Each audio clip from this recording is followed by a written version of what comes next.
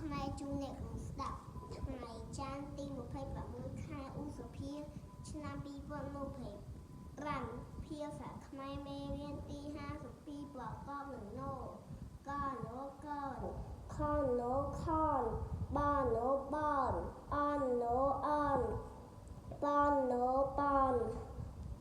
កអាកាណកានខអាខាណខាន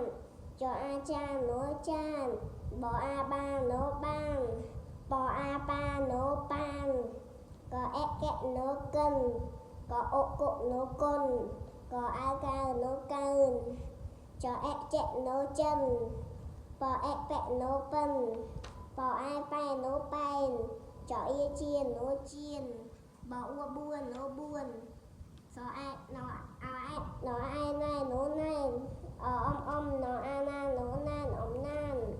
ចអំចំណអួនួនណនួចំនួនចអេចេងកចេកចអៀជាណជៀនចេកជៀនបអំបំប៉ណប៉នបំប៉នកងកងតមួយកងរអាឡានឡានកងឡានអ៊ំខអាខានខានខានជំរាបលាអ្នកគ្រូ